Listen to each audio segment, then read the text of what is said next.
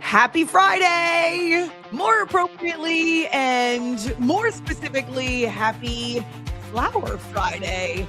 Now, see, originally we decided it would be a Flower Friday because of my dog. We are going to attempt to allow my two dogs, Flower and Daisy, to be part of today's show in a very, very minuscule way. But awesome. There are also fresh flowers here in the studio. So happy Friday. Happy Flower Friday to you. Would you believe that the Hubs went ahead and got the flowers that he thought would fit perfectly in the studio? They're beautiful. I'll bring them closer to the camera here, move them around during the show. Of course, he painted these flowers. Those are not the ones I painted. Maybe at some point I'll feel brave enough to show you the flowers that I painted going back to 2023. But I'm just happy because flowers make me happy and Friday makes me happy. So glad to have you with us here on All In with Amy Lawrence. Really excited to spend these next 2 hours with you. Always enjoy kind of piecing together some of your comments, or also wading through the live stream comments to get your feedback. So in addition to a Flower Friday, we will also take your feedback on this Feedback Friday. And pretty soon we will be moving into Football Fridays. And there is a football. Oh, it's behind my chair, actually. Well, and behind the flowers, too, right? There's a football on that shelf behind me as well. And so lots of functionality in the shelf and in the studio. Gosh, it is hard to believe that we are at the end of week number 2. I feel like we've gotten the word out more about the new show. We've been able to welcome some really cool guests. Now, we didn't have Spider-Man or another superhero this week, but that was a very special cameo going back to our launch week. So this week, to be able to connect with different people around the country and now to install our Flower Fridays, and I will admit I'm feeling a little more comfortable in front of the camera. Not so comfortable that I didn't already try to practice picking up the camera and moving it so that you can see, not right this second, it's going to be a little bit later in the show, but but I had to practice moving the camera because the first time I tried to do that, going back to our test run in late July, I actually dropped the whole camera mechanism and it was a big mess. And you probably saw up my nose or something like that. And so when I do allow the dogs to come in, first of all, I have to move the flowers because they will get knocked over by Flower's tail. Flower, the dog, will knock over flowers in a vase with her crazy tail. It's involuntary. For those of you who have dogs like Labs or German Shepherd, she's a Belgian Malinois mix. Any kind of a dog that actually has the worst poker face because their tails give them away every time. That's what Flower is like. And so I'll have to be careful with objects. Really funny though, our mini Aussie, when we first got Flower, the dog, our mini Aussie Daisy, that was not on purpose. She had to get used to this tail, which is eye level. Right. So it's whenever Flower's tail is going, it whacks Daisy in the face if she's within range. And so Daisy had to get used to ducking and getting underneath the tail or just moving out of the way. We agree on nothing in this country but football and dogs. And so I know you all have your own dog stories. I think over the course of my 12 and a half years with my former constant companion and favorite dog ever, Penny, I even had people reach out to me and say, actually, I have a dog named Penny. And so if you have a dog named Flower or you have a dog named Daisy, we know we have a family member who has a dog named Daisy too, actually. We'd love to see your photos of dogs today. Or if you want to share a story, you can do that too about a dog. So our dog Flower will make a cameo, Daisy too. But in the meantime, fresh flowers make me happy. So it's a Flower Friday. You can find us a variety of ways on social media. And I got to keep getting the word out there because as recently as 24 hours ago, someone reached out to me and said, "How can I find you now? How can I listen to you? You were my overnight passenger." So I don't know if he drives overnight or works overnight. You were always with me. You're my overnight companion. So people, I know because I did it for 20 years, people work different hours across this country. And also the commutes for people now start so much earlier in some of the major cities. And so if you are still working an overnight schedule, we would love to have you find the show and download it as a podcast. Now, we don't want you to watch video while you're driving, but you can plug it into your car now. Even my mother-in-law knows how to do that. My mom knows how to watch a show or listen to a show on her phone. So that's such a handy little tool, that phone or that device. And you can connect with us on our social media. Now, the people keep asking me about the Facebook page. It's got to remain the same name because they'll take away the verification and public figure designation. So whatevs. At A-Law Radio on X. And then we're starting to see more traffic.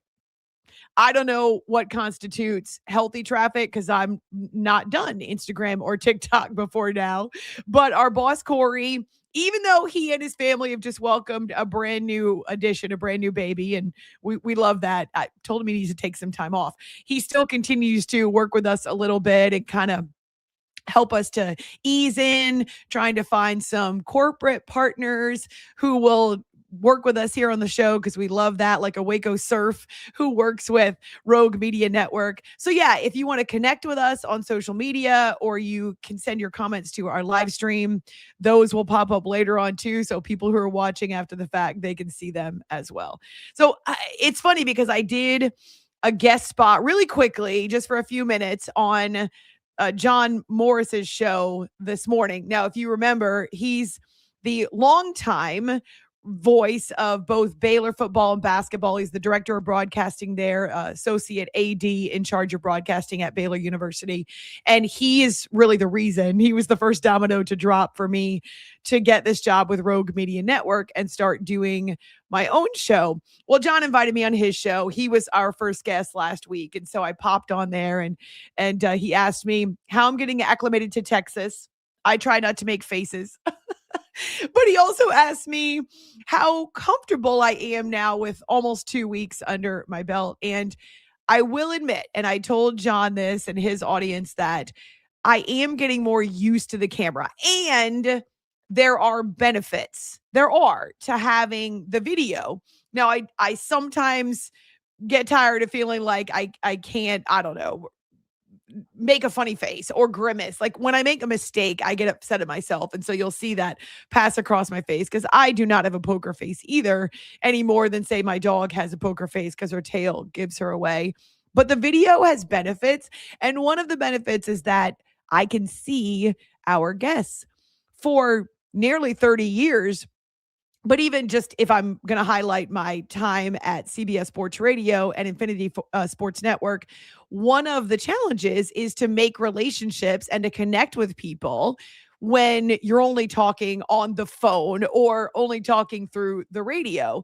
And so the 1 week out of the year for more than a decade that I would connect with people in person would be Super Bowl week and Radio Row. And it was almost like a reunion. But in some cases, I'd be connecting with people face to face whom I'd been talking to for years. And so that was the 1 week why it was so valuable to be in person there on Radio Row and Super Bowl week, because people can finally put a face to the voice, if you will. And so the benefit, one of the great benefits of being on camera and here on YouTube, though, again, I'm still adjusting, is that I can see our guests. And I love that. I love that I can make eye contact. They can see me. I can see them. And the conversation, it can unfold a little differently, maybe more naturally and organically, because we have the benefit right away of making eye contact. Though I do kind of feel like it's a lost art these days. People are so used to electronic communication, and young people have grown up with phones and social media where, yeah, spelling and grammar, that's not even a consideration, but also you don't have to look at the people you talk to. And so I'm really glad, actually, maybe this makes me a dinosaur, but I'm glad I grew up having to learn how to communicate personally and face to face and with eye contact. And now I get to employ that again. So I feel like I can't, nor do I want to be distracted, be doing other things, looking at my phone, checking out something online while a guest is talking. And one of the skills that I tell my students they must have to be effective in this business is the ability and the skill of listening. Believe it or not, you're not just talking. Listening is the most important component, in my opinion, to setting yourself apart in this business. So now that I can see my guests, it's more like having a conversation like you might outside the studio. So I do love that element. And also the fact that you all can react in real time and that you enjoy seeing some of the different elements of my studio, like today, flowers. I'm going to do a really quick pivot here as we get in and through this first segment. We'll feature the flowers here coming up in a little bit, but it wasn't flowers in Iowa. Segue. It was cornfield, Iowa, baseball, the field of dreams, and a really neat entry for 26 Hall of Famers coming out of the corn. I would like to do this, right? Not in a child of the corn type of a way, but I would love to walk onto a field from the corn in Iowa. For those of you who don't know the movie Field of Dreams, I highly recommend it. It's just a blend of nostalgia and love for baseball, but also James Earl Jones, who is one of the most iconic voices of multiple generations, and obviously the voice of my favorite villain of all time, Darth Vader. But he and Kevin Costner have such a terrific relationship and rapport in this movie. It's also about fathers and sons. And the classic line, if you build it, they will come.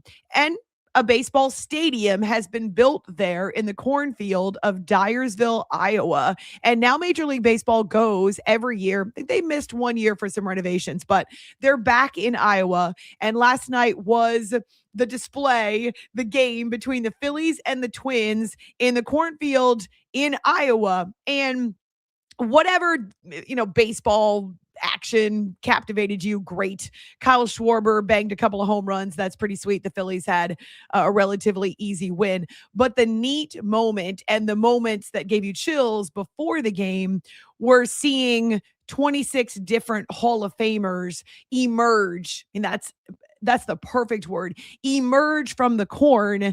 And because the corn is super tall at this time of the year, you don't see them coming until they're out there on the field.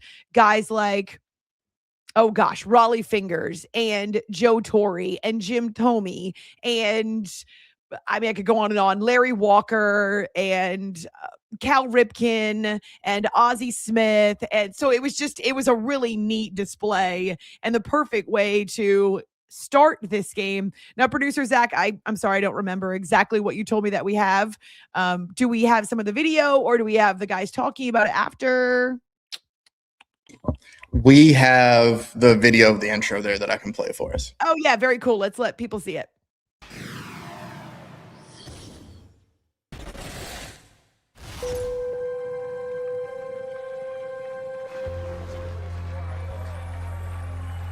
As the movie of dreams remind us, the one constant through all the years has been baseball, inspiring us and connecting generations.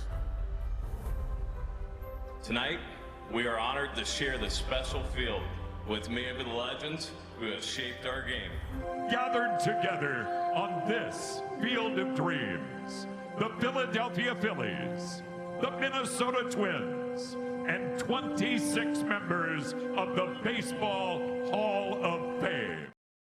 How cool is that? Pudge Rodriguez there, Adrian Gonzalez.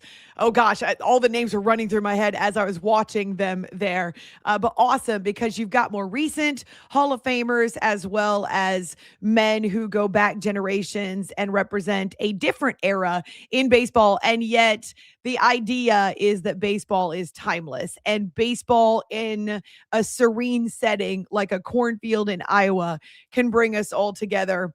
And I remember at the time when baseball first instituted this tradition, feeling like for the first time in a long time, baseball has gotten it right for the first time in a long time. And this goes back to the earlier days of Rob Manfred as the commissioner, when he was willing to die on the hill of speeding up pace of play. It seemed like that commissioner didn't care about anything else except for speeding up pace of play, to the point where we got those. Well, I think this was kind of born out of COVID, but it's still around and it drives me crazy. The gimmicky runner on second base when the teams hit extra innings in the regular season, as if they somehow can't get a runner around without that runner in scoring position automatically when they go into extra innings. It drives me crazy. That's not real baseball. It's like something you would do in t-ball or when you're teaching kids how to play baseball at the youngest levels. It drives me berserk. So that was born out of this idea, okay, we've got to speed up the games. We want them to be quicker and more enjoyable, where you don't have, young people who have ADHD who are losing interest so quickly. And I get it. When you think about a 3-hour baseball game, this is a stat I learned a long time ago, 6.5 minutes are actual play-by-play. Like 6.5 minutes. So there is a lot of downtime. And with the pitch clock now and there's a bunch of different rules they've instituted, but the rule about how you can't just constantly make pitching changes when a reliever comes in or when there's a pitching change made, that guy has to face 3 batters. There's just some different rules that they've used.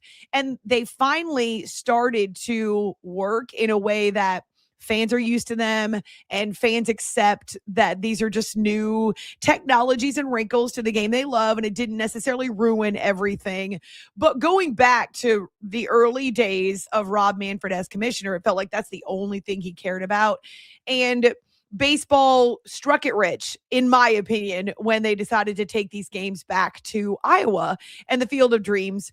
Now, that's me speaking as someone who grew up in the 80s and in the 90s when I was really getting excited about sports. And I remember that movie, and it made a huge impression on me. It's one of my favorite sports movies of all time. But maybe someone who's younger hasn't seen the movie. It's just the setting is serene. It's beautiful. It's peaceful. And anytime you can walk out a group of Hall of Famers like what we just saw there, I think it's a fairly impactful statement. It's impactful on the younger generation who many of them aspire to be Hall of Famers. Many of them are familiar with the exploits and the achievements of the guys who are now walking out of the cornfield. So again, Zach, I apologize. That was tremendous video. Do we have reaction? I feel like we were, because I was doing an interview right before we started, that I'm a little bit behind the 8 ball, but you can tell me it's fine. It's real life. Are you talking about that's all that they had there from the highlight? It went then on the MLB's cut. It just goes to highlights from the thing. So I can pull some of Schwarber's highlights, but yeah. Well, that's where they cut kind of the intro part of there. Okay, well, we'll get some reaction maybe from some of the guys who were out there on the field, just because I enjoy the fact that they can be so starstruck, right? Of a Hall of Famer that maybe they grew up watching, and there were a bunch of them in different eras represented. So it's kind of neat because these are professional athletes who make buku bucks in many cases, and they're on TV all the time, and they're famous, and they've got social media followings out the wazoo. But if there's one or two things that can make them kind of starstruck, it would be a Hall of Famer who has maybe been where they want to go, right? So an MVP or a batting champion or a Cy Young Award winner or a World Series champion, many of them. And if that's what these players of today's generation aspire to, then yeah, I want to be like that guy, and they can still get a little bit starstruck. But also, I like the reaction to being in Iowa and being in a cornfield because I think, again, it's unique. And so much of the baseball season, not for them, but for us as fans, might seem to drag on. We're in the dog days.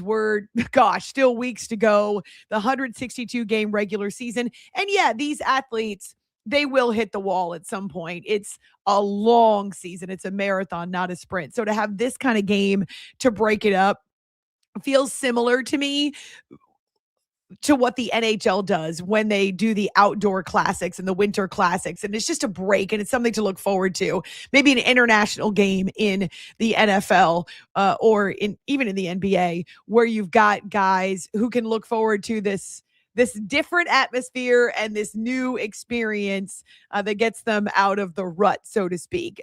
And we're not quite to the stretch run. So these guys may be looking at the season like, whoa, we still got a long way to go in the heat, but that's different and it's special. And yes, Kyle Schwarber had a couple of home runs, so he'll always have that on his highlight reel too. We are just getting warmed up. It's a Flower Friday. Now that means actual flowers, and I'll bring them closer so you can see them just because I might put them right here because, oh, look. Oh, my gosh, Zach. Look how pretty. Oh, I asked Zach if we could find some flowers for the screen, and he came through in a way that is magnificent. Thank you, Zach. That's awesome. So it is a Flower Friday. If you've got some photos of flowers, I think I will actually put up some photos of flowers on our social media. So you have to go there and check them out because we're growing some flowers around the house here now. And I'm getting acclimated to Texas climates and the Texas zone, which is something I never had to worry about before. But connect with us on our social media at A-Law Radio. Also, we've got comments coming in on our YouTube stream, the flowers today to mark this end of week number 2. It's All In with Amy Lawrence on YouTube and the Rogue Media Network.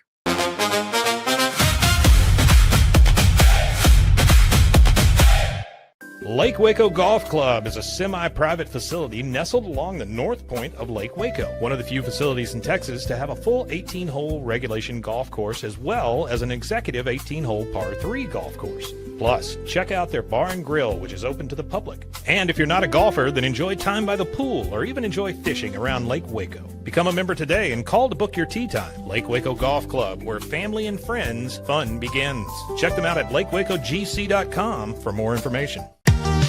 Summer isn't over yet. Make every last splash count at Waco Surf. Catch perfect waves, float the lazy river, or relax on the beach while the kids make unforgettable memories. Stay in their hotel or private cabins, or hook up with your RV. Located just 90 miles from Dallas and Austin, set on 450 acres in the heart of Texas, Waco Surf is unlike any other water park around. Before school starts, give your family one more epic adventure. WacoSurf.com. Book your stay today and catch a wave. It's the premier charity event of the year, the 2026 Central Texas Cattle Barons Ball, presented by Ascension Providence. A fun evening filled with great food and drink, dancing, a spectacular auction, and more. This year's theme is Nashville Nights, Neon Lights, and Bullfights. Get your tickets now, donate, or be a sponsor. Help support the American Cancer Society to find a cure. The 2026 Central Texas Cattle Barons Ball, October 24th at MCC Highlander Ranch. For more information, go to centraltexascattlebaronsball.org. Enjoy a quiet atmosphere with beautiful river views at the Brazos Landing, located in Waco along the Brazos River across from McLean Stadium. Enjoy homemade dishes like shrimp and grits, chicken piccata, braised short ribs, prime New York steaks, and more. Plus, enjoy a delicious dessert like creme brulee or key lime pie. Open for lunch and dinner Tuesday through Sunday. Brazos Landing in Waco, the only place where I-35 and the Brazos River meet. For 75 years, Nalgene Outdoor has been your trusted companion, fueling adventures and helping protect the planet. We're committed to reducing waste, improving access to clean water, and providing simple, safe, and sustainable products for you and your family. No gimmicks, just durable, well-designed bottles built to last. Join us in our mission to amplify life, not complicate it. Because at Nalgene, what goes into our bottles matters as much as the adventures they fuel. Explore more at nalgene.com. That's NALGENE.com. When you learn a language with Babbel, you start a journey that takes you further and further. Anytime and anywhere you wish. It's easy and fun. Broadens your horizons and keeps your brain fit. A journey into new thoughts, new cultures, new adventures. So what are you waiting for? Start your journey with Babbel now. Go to babbel.com or download the app.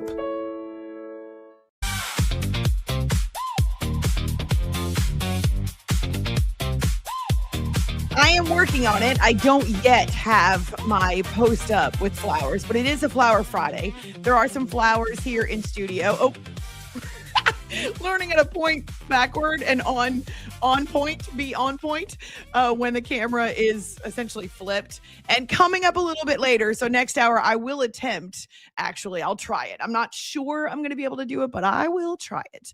I'll try to get Flower and Daisy on camera because I promised. But the thing is, I'm going to have to move the camera for the first time, and that's challenging because then what if I don't put it back right and it's upside down? And oh, goodness, I should know better than to mess with equipment during the show, but I am going to try it.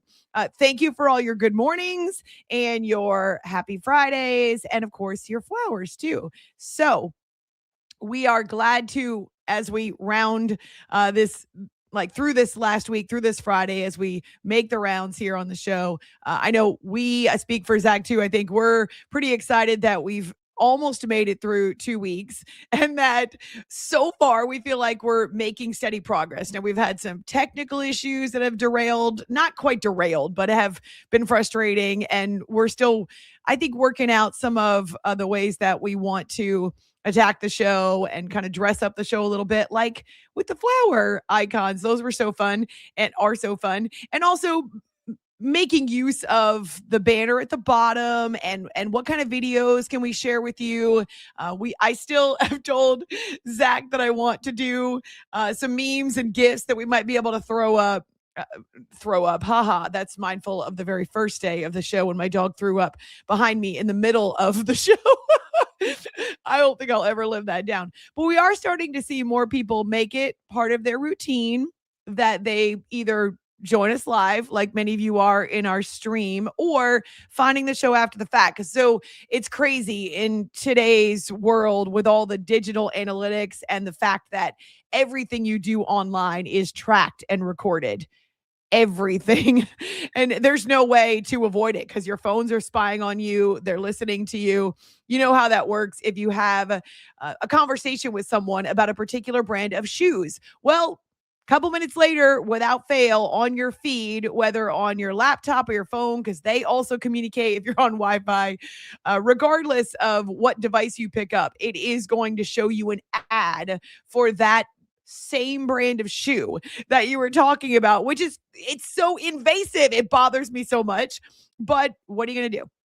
So that's the world we live in. Even without an Alexa or one of those devices that you might have in your home, a Siri, anything like that, the phones are definitely spying on you and listening to you. And inadvertently, we give them permission to do that when we don't read the fine print or don't opt out of whatever cookies that track us, who knows. And so, yeah, it's a different world, but it does mean that we're all connected in a different way, and that the digital proof of that is constantly tracked too, right? And so our national sales manager, Stephanie Beatty, who was a guest with us last week, she and I are going to do a call on Monday, and we're going to try to figure out, what do the numbers look like for the first 2 weeks of the show, and how can we not only maximize those and reach more of you, but also how can we promise our corporate partners and business partners and sponsors that we will be able to help them with their business plan too. And so there's a lot of that plotting in the first couple of days. Thank you, Jesse, for sending a bunch of flower emojis. Sherry says, good morning from Fort Worth. Eileen is listening in, look at that, flower emojis, love. Sherry, thank you. Eileen is listening in Southwest Oklahoma. And I know when she says boomer, I have to say sooner. Yeah, definitely have learned. Well, and I spent 4 years in Oklahoma much earlier in my career. Bob is listening, or I shouldn't say listening, but you might be listening in addition to watching, or maybe just listening. Good morning, Amy from Sturgeon Bay, Wisconsin. That's awesome too. And then Elmer has been one of our faithful viewers. Good morning from Kansas. 2 weeks of shows. Good job. Well, that makes me happy because I feel like if I haven't chased you away after 2 weeks, then we're in good shape. So baseball Field of Dreams, we'll get back to that. Maybe we'll get some of the reaction from the players who were actually there on the field participating. But really the highlight was the parade of Hall of Famers as they came through. Also, lots of preseason action in the NFL. So just about an hour from now, my friend and birthday twin, we have the same birthday in April. She's a longtime insider and columnist covering the New England Patriots, now with Mass Live. For years she was with Boston Globe, but now with Mass Live. And so Karen Guregian will join us. And this is kind of fun. I haven't crossed paths with her in a long time. We've done a bunch of interviews on previous radio shows, but we're very excited about the fact that we can see each other, kind of like with my friend Jesse Bradley, who was with us yesterday from Seattle. We've done a ton of interviews, but it's not often that we actually get to see each other. So it's a treat for me too, to be able to see some of my friends. We're already working on next week's guest list, which will likely include, now I don't have a date yet, but how many of you have asked me about Matt the Musher, who is he was the superstar that we connected with on After Hours with Amy Lawrence when he was listening. He used to listen on a regular basis from Alaska, and he ran the Iditarod going back now, was it 4 years maybe? He ran the Iditarod as a rookie. He'd never done it. It was a lifelong dream for him. Not only did he survive, but he then gave us the exclusive and came and shared his stories about moose and bears and the sled overturning and dogs getting tangled up in their harnesses. And just, what a story. The snow, the incredible conditions, the 1,000 miles that you have to go if you're going to finish the Iditarod. It was so compelling. Well, Matt, the Musher, is still, I don't want to say he's a fan because that's the wrong word, but he's still a connoisseur of my social media, but also, sorry, I have an itch in my eye. That's one of the things that I can't get away from is like, I have an itch. Am I supposed to scratch it? Do I leave it? And so Matt the Musher, he's all excited about this new venture, and he volunteered to get up early in Alaska and to join us. He says he's a morning guy anyway. So we'll connect with him, we hope, next week to kind of get the latest with him. I know he would still love to do another Iditarod, and we would love for that to be the case with him. So looking forward to that as well and just some other guests that we're working on as we get toward football season too. So it's been awesome. Hello, flowers. It's a Flower Friday. And every time I say flower, I can hear my dog Flower outside the door kind of moving around. This is another funky segue, but I'm going to do it anyway. I kind of feel like Jaden Daniels and his family, maybe they could use a moment to step outside and smell the flowers. This story that's coming out of, kind of Washington, but more out of Louisiana, with the back and forth between the Daniels family and now LSU and their sophomore cornerback, DJ Pickett, who is wearing the number 5. He didn't wear it last year. He wore number 3 last year. Now, I'm not sure if that was because he had respect for Jaden Daniels or because that's the number that the school offered him, that they weren't ready to give him number 5. We've obviously had a change in the coaching staff as well. And so here's Lane Kiffin, who has said, hey, we're sorry about the controversy, but number 5 was promised to this young cornerback, and he is now wearing number 5.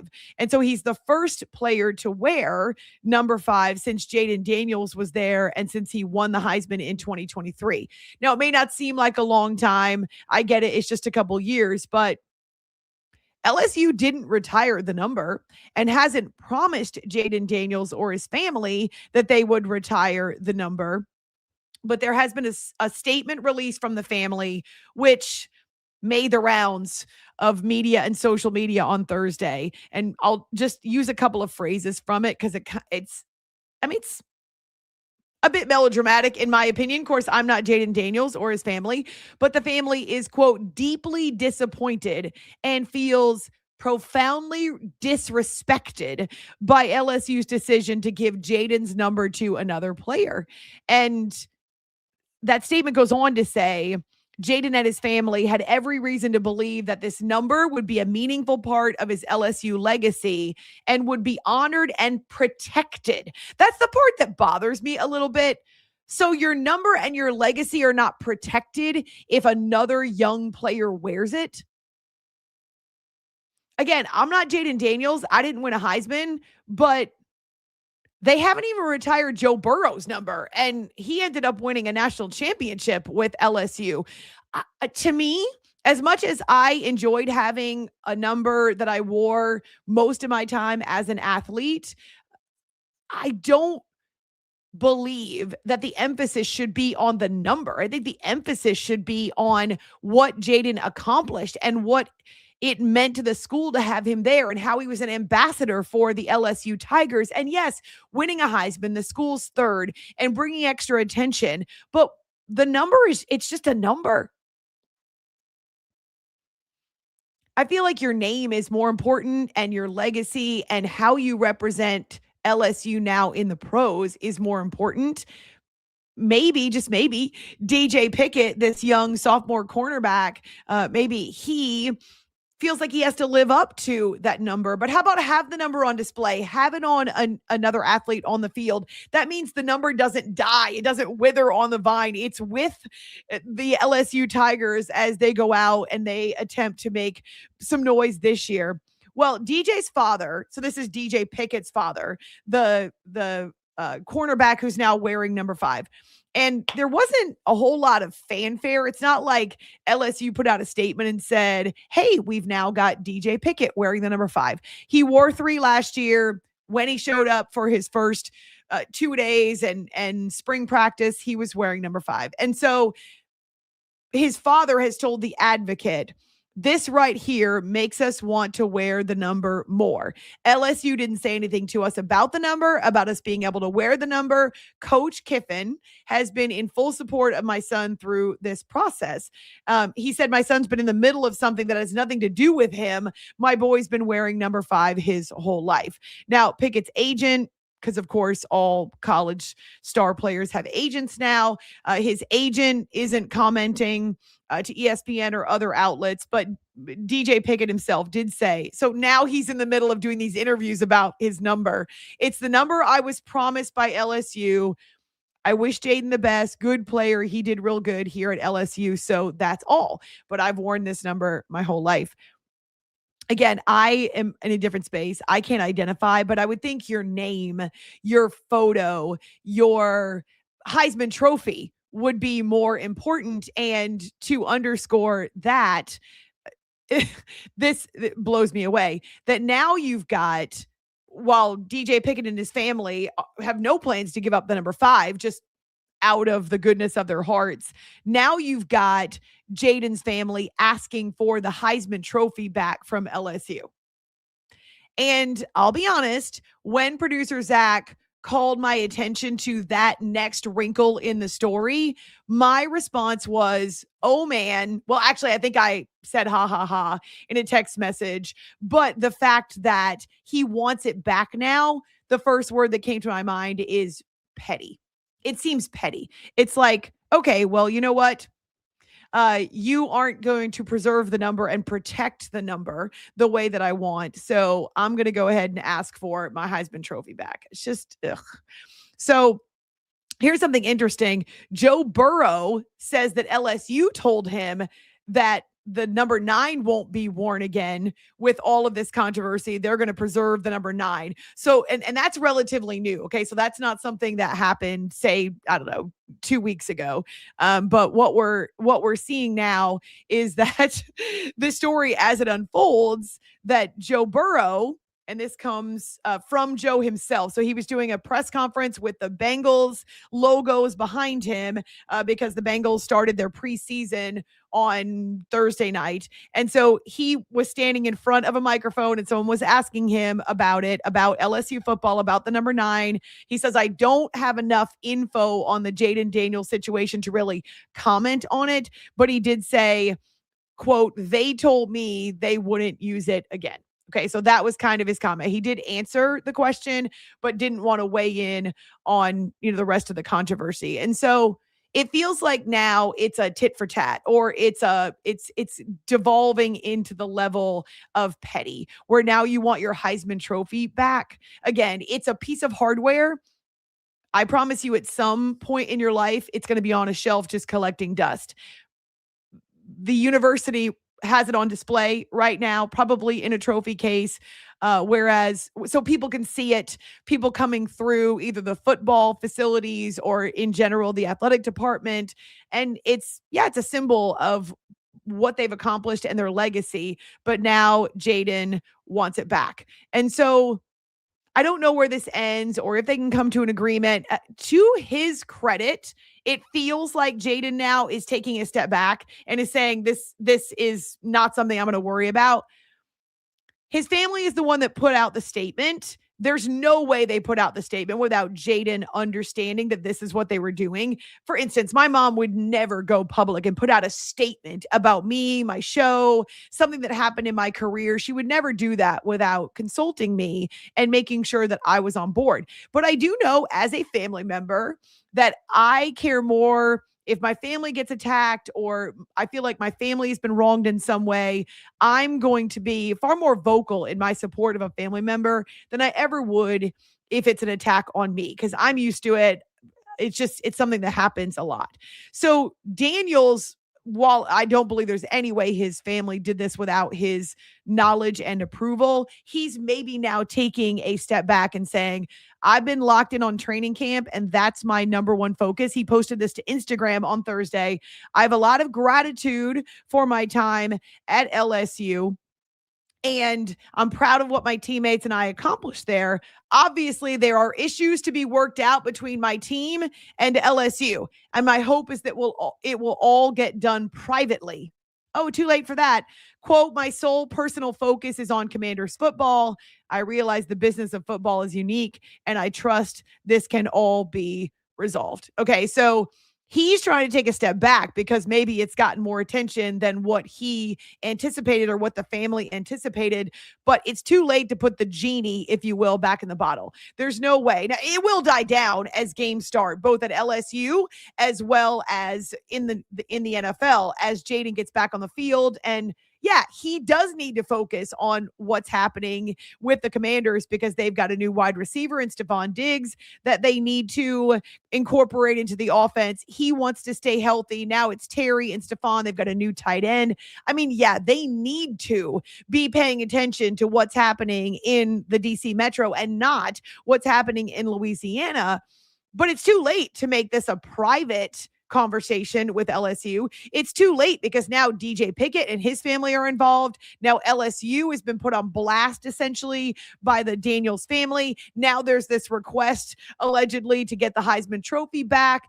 Now Joe Burrow's getting asked about it. So it's too late to put the genie back in the bottle. But if you stop talking about it and the family stops responding, eventually the media, and I don't mean this as an insult because I'm part of the media is like a dog with a bone. Eventually, if you're not trying to take the bone away from the dog or you're not focusing on the bone with the dog will move on to something else, right? I mean, this is what Flour does. Flour loves her bacon flavored bone and she'll chew on it voraciously and actually with some violence. She'll shake her head with that bone. But if you kind of ignore her after a while, she'll find something else. Don't try to take the bone away from her.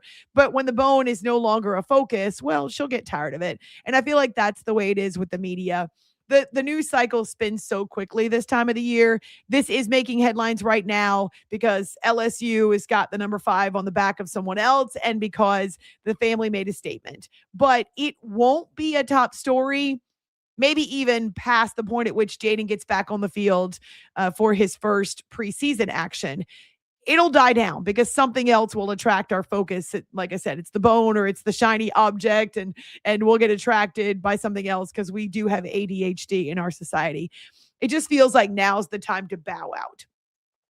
It's not going to be private, but maybe don't put out a public statement if you want it to be private, and don't now add another layer and another chapter. Let this young man wear the number and honor you. Let this young cornerback have the number that he was promised so that LSU and the athletic department have integrity in this. They're not going to ask him to let them off the hook for their promise. And Jaden knows that his number is not only a part of who he was then and a part of who he is now, because he's still wearing the number 5. He took it with him to the NFL, but also kind of the wisdom and maturity here is no matter what happens to the number, it doesn't erase what I did at LSU. Just because someone else is wearing the number 5 doesn't mean I didn't win a Heisman or I didn't set new records or attract a lot of attention to LSU. Focus on wearing the number 5 and doing it proudly and getting the Commanders back to an NFC championship, again, with the number 5 on your back in DC. And so this has gotten out of control, no doubt. I don't think that the Daniels family expected it to go quite like this, but LSU has a responsibility to honor its commitment and its promise to this young recruit. And I want them to see it a different way. Hey, he can play worthy of the number 5, right? This can be part of LSU's tradition. Here's a great example. When I was at Syracuse, and anybody who went to Syracuse knows how valuable the number 44 is.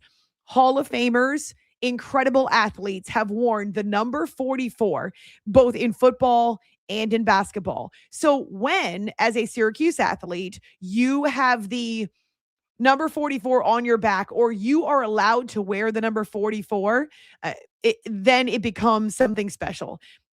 It's a tradition. It's a piece of fabric of Syracuse athletic history and winning. And it's supposed to be worn with honor, right? Because of the men who came before, like a Jim Brown, a John Wallace. So that's one example in football and in basketball. It's considered an incredible honor that number 44 has so much history built into it. So maybe that's the perspective. Number 5, well, and Joe Burrow's number as well, number 9, though LSU has told him it won't be worn again. But number 5, there's so much packed into that little number.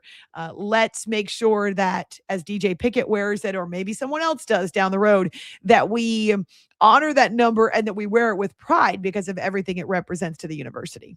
Yeah. Okay. I just am not a big numerologist or even someone who has good luck charms. Or now, when I was in school, there was this is college basketball, there was one piece of my uniform, so to speak, that I always wore. I can tell you about that coming up, but it feels like much ado about nothing. And if you want it to be private, you're just going to have to let it go right now. Public statement doesn't keep it private. That's for darn sure. And a lot of people are being asked about it at this point. So yeah, it feels kind of petty, actually. But Jaden is a grown man and he and his family can make their own decisions. It's just not a decision that I would have made. At A-Law Radio, to find me on X, I'm going to put up a few pictures of some flowers that I love that we've got here on the property. These flowers are going to move closer because they were a special gift from my husband in honor of our first ever Flower Friday. Zach is crushing it with these sweet flowers around the border. I love that. And I'd love for you to connect with us on social. If you want to share some dog photos, because Flower the dog will be part of the show next hour. We're glad to have you with us. Thanks so much for hanging out. We're going to talk Patriots as well. But yeah, we're off and running into week 2 of the preseason. It's All In with Amy Lawrence on YouTube and the Rogue Media Network.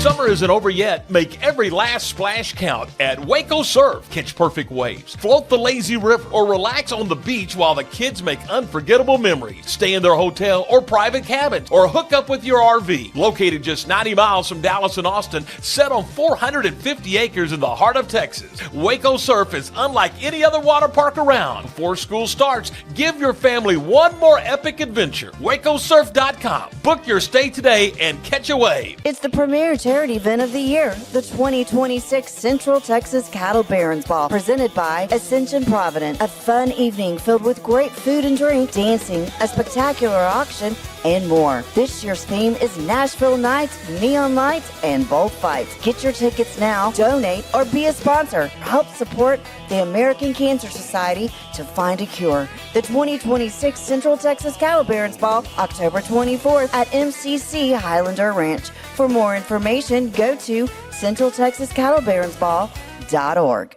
Enjoy a quiet atmosphere with beautiful river views at the Brazos Landing, located in Waco along the Brazos River across from McLean Stadium. Enjoy homemade dishes like shrimp and grits, chicken piccata, braised short ribs, prime New York steaks, and more. Plus, enjoy a delicious dessert like creme brulee or key lime pie. Open for lunch and dinner Tuesday through Sunday. Brazos Landing in Waco, the only place where I-35 and the Brazos River meet. Lake Waco Golf Club is a semi-private facility nestled along the north point of Lake Waco, one of the few facilities in Texas to have a full 18-hole regulation golf course as well as an executive 18-hole par 3 golf course. Plus, check out their bar and grill, which is open to the public. And if you're not a golfer, then enjoy time by the pool or even enjoy fishing around Lake Waco. Become a member today and call to book your tee time. Lake Waco Golf Club, where family and friends fun begins. Check them out at lakewacogc.com for more information. I know you're gonna love this Kodak Dot Plus printer. You guys just connect it to your smartphone and then you're gonna use the Kodak Photo Print app. It's going to print you a 4x6 photo. I am just in awe. I love how these turned out. Also, the printer comes with a free cartridge of 10 photo sheets. I can assure you, you are going to love this printer as much as my family has. You guys have to check it out for yourself. Farmhound's approach is a little different than a traditional treat company. We get to work with local farmers who are putting everything they can into regenerative farming. From the soil to the animals to the ecosystem. They care about how animals are raised and how we treat the earth. It's not just product, but it's part of that story. It's connected to just a whole lot more.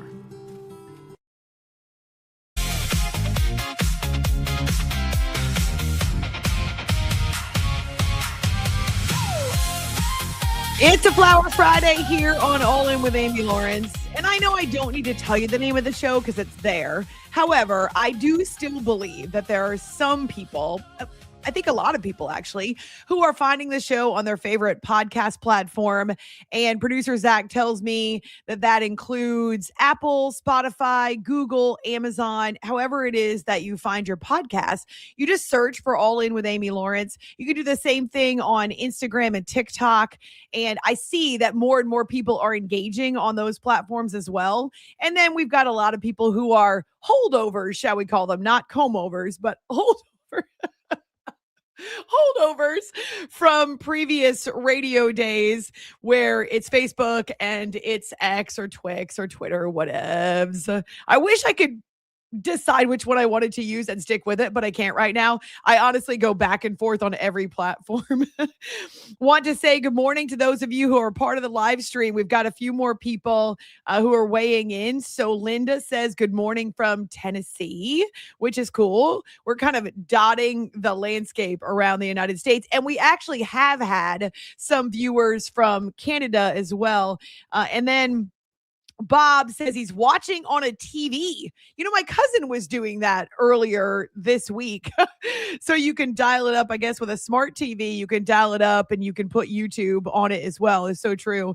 And also texting on the phone. So look at you. You are multitasking and you are double barreled. So find us on social media. I did just share a few flower photos because it is a Flower Friday and we will engage in some flower festivities. Oh, see, I love alliteration. We'll have some more flower fun and flower shenanigans coming up in our next hour, along with Karen Guregian, who will join me from New England, where the Patriots are kicking off defense of their AFC championship. And how do they follow up on last year's, we're going to call it a surprise, in the first year of Mike Vrabel working with Drake May and the Patriots, and they've had some changes too, right? They've also got a concern with Christian Gonzalez right now in terms of injuries, but they do have some questions. So how do they follow up on that Super Bowl appearance a year ago? Well, not quite a year ago. Gosh, it was in February, right? And so we'll talk to Karen, and I do love it because we're kind of easing into football season. We're not, bam, right? We have to go 110 miles per hour right out of the gate. And that was I'll be honest, this was not my plan. Corey and Steph of Rogue Media Network both said to me, hey, why don't you take a few weeks and ease into this new forum and this new challenge before you hit football season and everything goes crazy, because that really is what happened. So at this point in August, when it's still the dog days, we can talk about baseball and the Field of Dreams, and we can institute Flower Friday, and I can have different guests that make me feel more comfortable when they join me here on the show. Just their support and encouragement helps me know that we're on the right track. And if we make mistakes, well, it's not in the middle of week 1 in the NFL or week 0 in college football, so to speak. Okay, now speaking of football, as we head up toward the top of the hour, Fernando Mendoza, he made his NFL debut. Okay, so it was launch week for him, kind of like it was launch week for us last week. And we're going to call it a soft launch. Okay, so not his first appearance in a game that counts. And we don't know exactly when that will happen. But the NFL calls it his first ever pro touchdown, and it is a really cool moment. I've seen actually some of former NFL QBs and guys who break down tape already breaking down his tape from his preseason debut. I feel like I have to qualify it. Preseason debut with the Raiders under the lights, and kind of cool to see him lead a touchdown drive. They put it in the end zone. Try and tie up this game. Mendoza, quick throw. Whoa! And it's caught! The Mandalorian with his first Raider touchdown, and it goes to Jack Bess. Yeah, really nice. He gets it up and down really quick. And watch how low this ball is. He protects the receiver low and away. Really nice job with ball location. I have heard so many compliments about this young man and how he's prepared for the NFL. Of course, coming off of Indiana, not just winning the Heisman, but also having the right, having earned his number 1 overall pick. He goes to a team that desperately needs some stability at that position and a franchise QB, though right now, Kirk Cousins has been labeled QB1 for the Raiders, and it's okay to take it slow. Okay, it's okay. They have been going Mach 12 down the train tracks the opposite direction for the last few years. Really poor hiring decisions, personnel decisions, free agent decisions, and a lot of it has blown up in their faces. And you could trace that back to the leadership at the top and Mark Davis and some of the decisions that he's made. But maybe, just maybe, they're on the right track now. It's kind of sad too, because they have some really amazing talent on that field, and they've drafted well the last couple of years. They just haven't had the right leadership. So can Clint Kubiak and the staff there, they just keep changing coaches, make sure that Fernando Mendoza is ready. Well, here's the neat thing. This guy comes in already mature. He comes in already unflappable. He comes in with so many of the basic skills necessary to make the transition to the NFL. And every time I hear this guy speak in front of a microphone, I am so impressed by his poise and his control, and the fact that not that he isn't emotional and he doesn't have a heart and he's not excited, but he understands that he is on a stage and so many people are watching. And he seems to have that gene that would indicate he's not going to allow his emotions to dictate. No, he channels his emotions into the right place when he needs them. So yeah, making his NFL preseason debut a pretty big deal. Yeah, first I want to thank God and my teammates and coaches for allowing me the opportunity. Today was an invigorating experience where there's not many moments where you feel fully alive, and on the field is when you feel fully alive, especially in the NFL atmosphere. So I want to give thanks to that. It was great to get out there, get my feet wet. You know, at first, especially the first drive, felt a little sped up because so much anticipation and excitement. However, I feel like my teammates around me protected me very well, and they helped slow me down. And I think it was a good experience.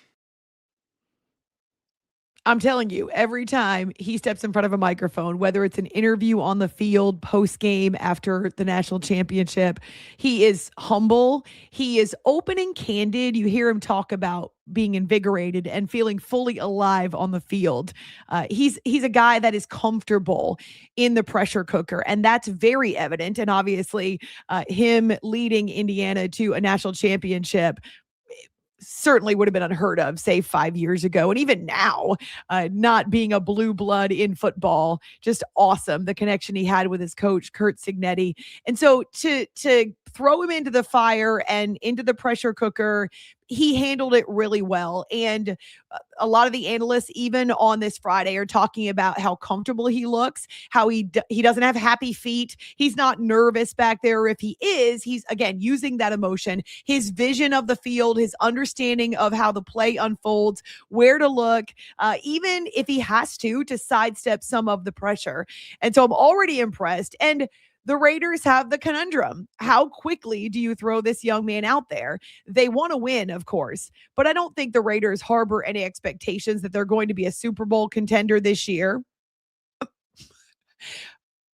Maybe they would like to get into the playoffs. They've got a really tough division that they've got to navigate first in the AFC West that had 3 playoff teams a year ago. So it's going to be a challenge. And the Raiders have got to rebuild culture. But he is the cornerstone. And I think just by hearing him, by watching how he handles himself both in front of a microphone and on the field where he is most comfortable, you can tell he's got the skill set. He's got the mindset that equips him to be an elite quarterback. Not at this point, but he's got the equipment. He needs the teaching. He needs the training.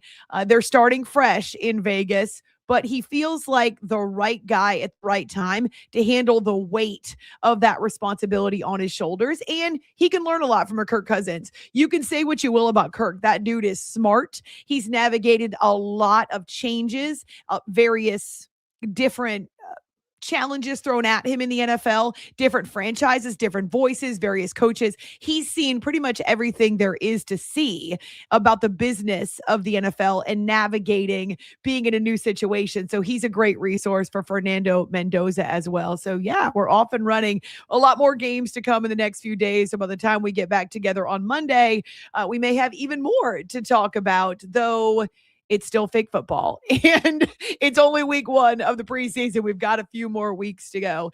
It's a Flower Friday. Oh my gosh, 1 hour in the books. Excited to have you with us. Thanks for joining us. We've got, let's see, a listener in on Prince Edward Island in Canada. So thank you for that. Also Santa Cruz, California, Yvonne.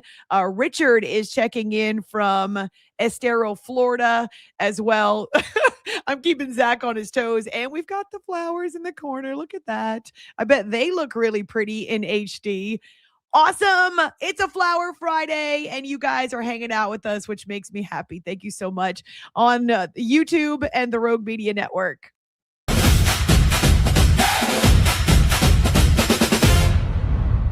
Enjoy a quiet atmosphere with beautiful river views at the Brazos Landing, located in Waco along the Brazos River across from McLean Stadium.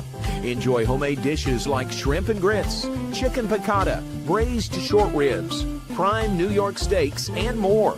Plus, enjoy a delicious dessert like creme brulee or key lime pie. Open for lunch and dinner Tuesday through Sunday. Brazos Landing in Waco, the only place where I-35 and the Brazos River meet.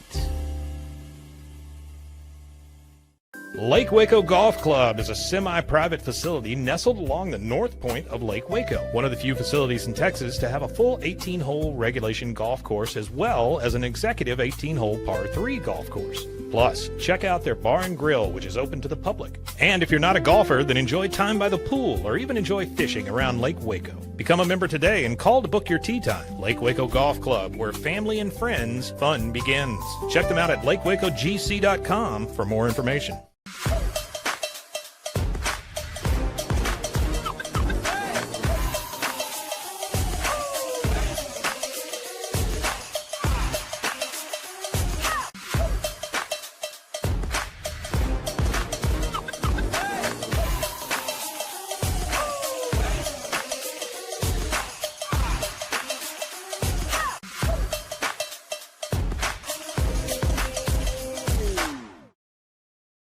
Farmhound's approach is a little different than a traditional treat company.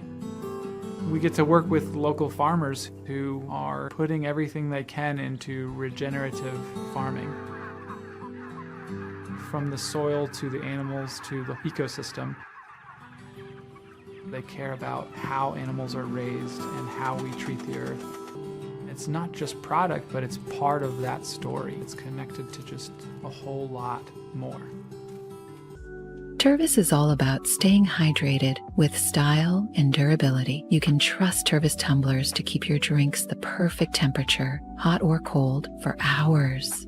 From the classic insulated tumblers to sleek stainless steel water bottles, each product is built to last and comes in endless designs to match your personality. Stay refreshed and express yourself with Tervis. Visit tervis.com today and find your perfect tumbler.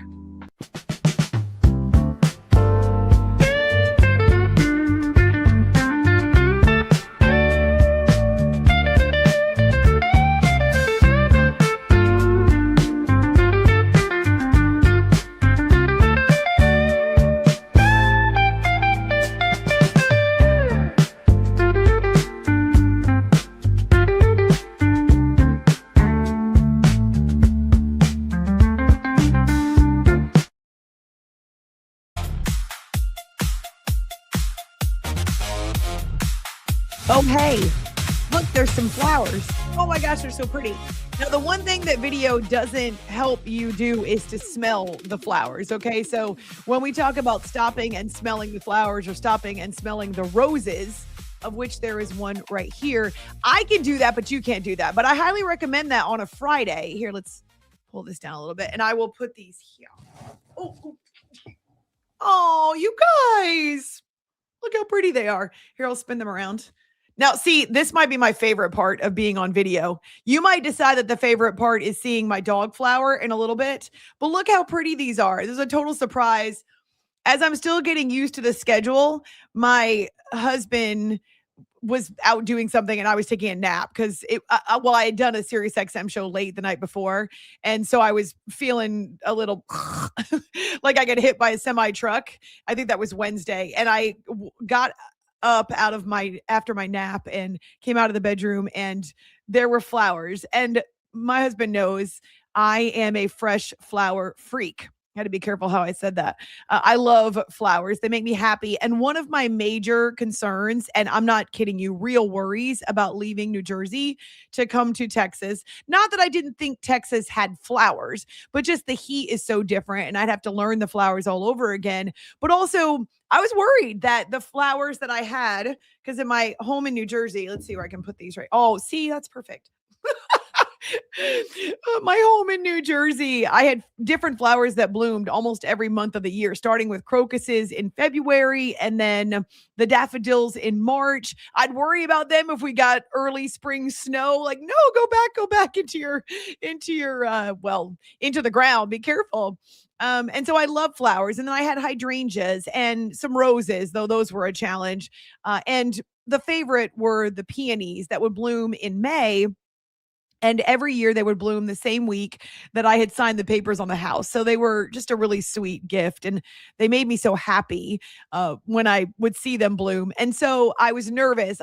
I don't know if peonies grow in Texas. We haven't tried that yet. But we did plant a hydrangea as well as 2 knockout rose bushes in the front of our house and something called an ixora.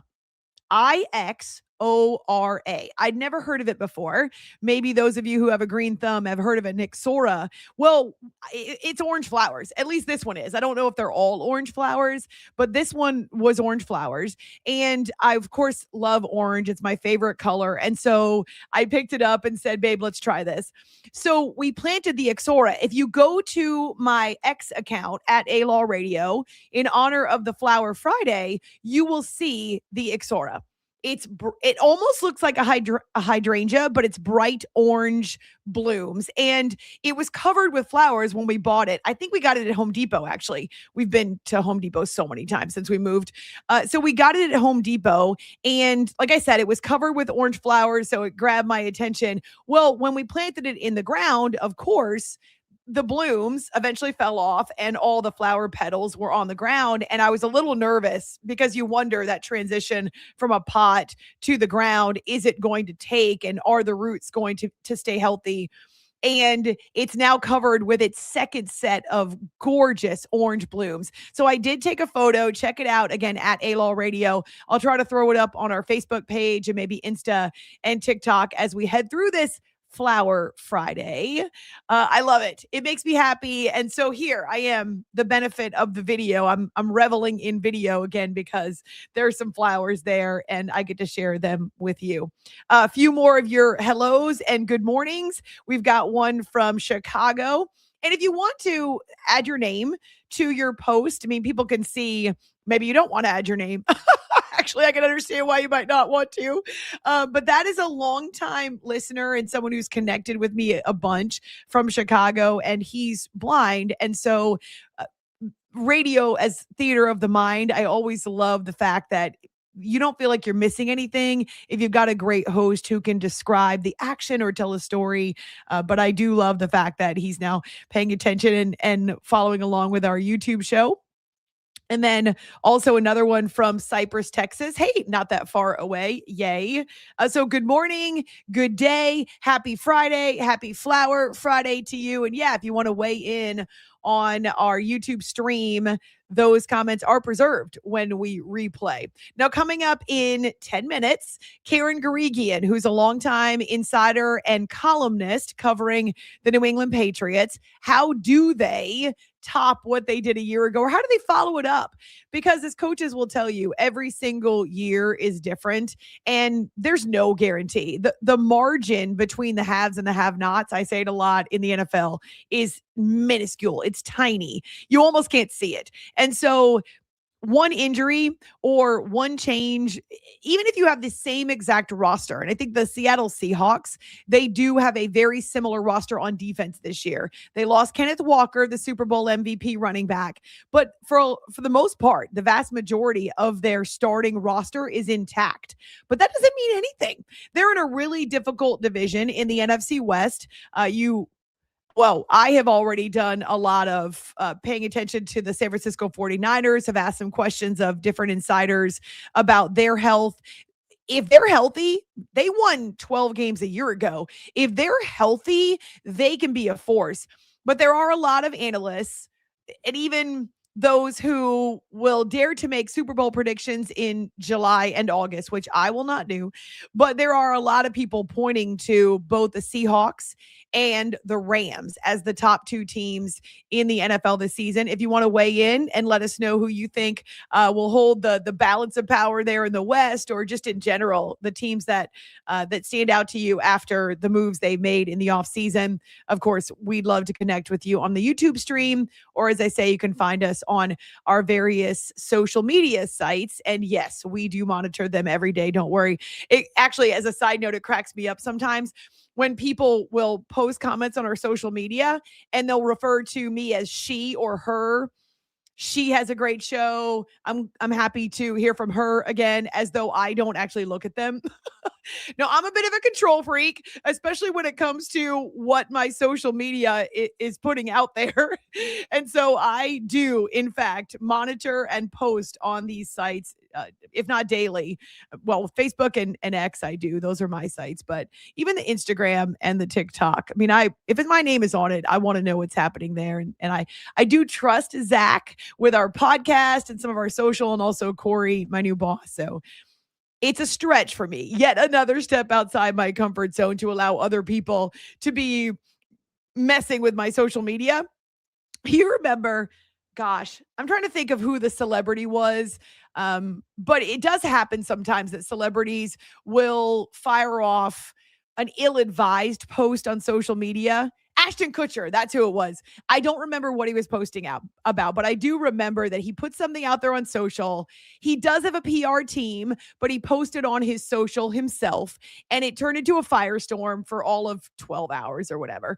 And then there was this statement that was released by either his agent or his PR team saying, from this point forward, from now on, the PR team will be posting on Ashton's social media, and anything that comes via his social will be coming through the PR team, as if we got to make sure this does not happen again. So not everyone is social media savvy, and a lot of people do actually have PR teams or even social media directors who do all of their posting or sharing photos, or maybe it's a collaboration. Carrie Underwood, I know she does post on her own sometimes because she'll identify it as Carrie, like she'll write her name on the post so people know it's her. Amy Grant, one of my favorite singers when I was growing up, she does the same thing. But they also have teams that will post, and those posts will be identified as coming from the PR team. Well, I don't have a PR team, but I do have a cool boss, Corey, and also a producer, Zach, that I get to work with. And it's now a collaborative effort, which is a step in trust for me. I saw this come up, and it cracks me up. We'll definitely be talking about the Dallas Cowboys during this season because regardless of whether they win or lose, they tend to make headlines. And I'm kind of blown away just thinking about where I was a year ago, because it was almost a year ago that Micah Parsons was traded from the Dallas Cowboys to the Green Bay Packers. And if you remember all of last year, this was a simmering story. It was one that continued to simmer toward a boil, and eventually it boiled over, where Micah Parsons asked for a trade. He didn't get the contract that he wanted. Jerry Jones and his family, Stephen Jones, they would go public and talk about how this is a sticky situation. We've got multiple contracts that we need to address. Dak Prescott, CeeDee Lamb, Micah Parsons. And Micah ultimately felt like he was done messing with it, and so he asked for a trade. Now, initially, Jerry Jones and his family said, we're not trading Micah Parsons. We have no plans to trade Micah. And I agree with that. Don't make plans to trade Micah Parsons. I don't care what they got in return. I would never have traded Micah Parsons away. As it turned out, of course, he tore his ACL, but no doubt, what was that, week 15? I think it was week 15. And the Packers, their defense, and by virtue of that connection and the role of their defense, their postseason hopes went thud very quickly. But with Micah being a generational player and one of the best pass rushers, creative, explosive, oh gosh, just a menace. He's got an engine that never stops. And unless, of course, he tears an ACL. I can't wait to see him back on the field. I've told you before, he's a great talker. So looking back now a year later, you can't include the injury as evidence that this worked out for the Dallas Cowboys. And to Jerry Jones' credit, he does not do it. But you know how he is. He's the eternal optimist, even if he's flat out lying. And so he's now saying, and he's always around the microphone. Of course, we'll hear from him a lot during this football season. But he's now saying that the bottom line, and I'm quoting Jerry Jones, is that I like what the result of the trade has ended up as I stand here today. Kind of convoluted, doesn't flow well. He said he actually compared it to going to Vegas with extra money in his pocket, or going out there with the baby's new pair of shoes and formula money in your pocket. These are kind of references that today's generation doesn't get, because I know I don't get them. He says you can't be as good a crap shooter as you are when you've got the baby's new pair of shoes throwing out there with it. Okay, I'm going to just tell you I have no idea what that means. So if you do, that's great. We'll have to get the video of Jerry Jones saying that, because I can imagine it's even funnier when we see him. Here's the part that many of you will get, or if you're my age and you've covered the league for a long time, he actually compared trading Micah Parsons for Kenny Clark and a couple of first-round picks. So Micah Parsons goes to the Packers, Kenny Clark, who is supposed to help shore up the run for the Cowboys, and a couple of first-round picks come back the other way to Dallas. He compares this to trading Herschel Walker to the Minnesota Vikings, that then came back with a haul of picks that helped the Cowboys build, I don't know if I'd call it a dynasty, but it was an extremely accomplished team with 3 Super Bowl wins in the 90s. So I guess if that's enough for you, you can call it a dynasty. That's the last time the Dallas Cowboys were in the Super Bowl or even the NFC Championship, right? Is going back then.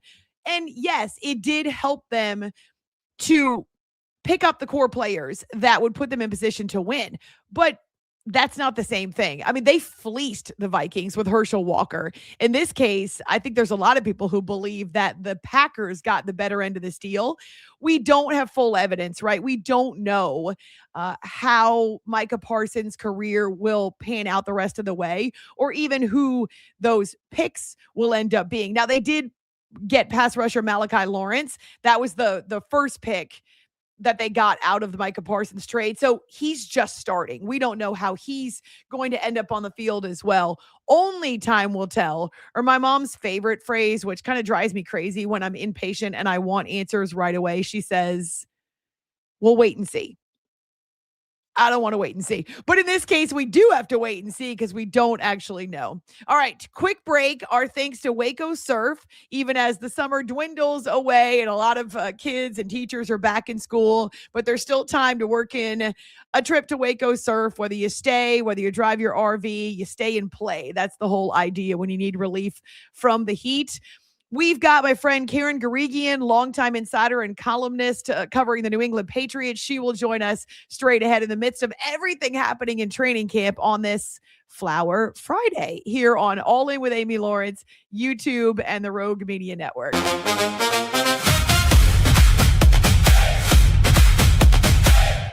Lake Waco Golf Club is a semi-private facility nestled along the north point of Lake Waco, one of the few facilities in Texas to have a full 18-hole regulation golf course as well as an executive 18-hole par 3 golf course. Plus, check out their bar and grill, which is open to the public. And if you're not a golfer, then enjoy time by the pool or even enjoy fishing around Lake Waco. Become a member today and call to book your tee time. Lake Waco Golf Club, where family and friends fun begins.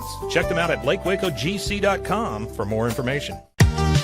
Summer isn't over yet. Make every last splash count at Waco Surf. Catch perfect waves, float the lazy river, or relax on the beach while the kids make unforgettable memories. Stay in their hotel or private cabin, or hook up with your RV. Located just 90 miles from Dallas and Austin, set on 450 acres in the heart of Texas, Waco Surf is unlike any other water park around. Before school starts, give your family one more epic adventure. WacoSurf.com. Book your stay today and catch a wave. It's the premier charity event of the year, the 2026 Central Texas Cattle Barons Ball, presented by Ascension Provident. A fun evening filled with great food and drink, dancing, a spectacular auction, and more. This year's theme is Nashville Nights, Neon Lights, and Bullfights. Get your tickets now, donate, or be a sponsor. Help support the American Cancer Society to find a cure. The 2026 Central Texas Cattle Barons Ball, October 24th at MCC Highlander Ranch. For more information, go to centraltexascattlebaronsball.org.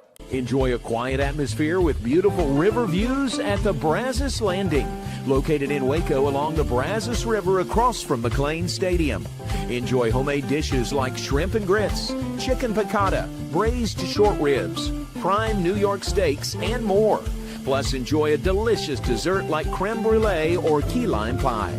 Open for lunch and dinner Tuesday through Sunday. Brazos Landing in Waco, the only place where I-35 and the Brazos River meet. For 75 years, Nalgene Outdoor has been your trusted companion, fueling adventures and helping protect the planet. We're committed to reducing waste, improving access to clean water, and providing simple, safe, and sustainable products for you and your family. No gimmicks, just durable, well-designed bottles built to last. Join us in our mission to amplify life, not complicate it. Because at Nalgene, what goes into our bottles matters as much as the adventures they fuel. Explore more at nalgene.com. That's NALGENE.com. When you learn a language with Babbel, you start a journey that takes you further and further. Anytime and anywhere you wish. It's easy and fun. Broadens your horizons and keeps your brain fit. A journey into new thoughts, new cultures, new adventures. So what are you waiting for? Start your journey with Babbel now. Go to babbel.com or download the app.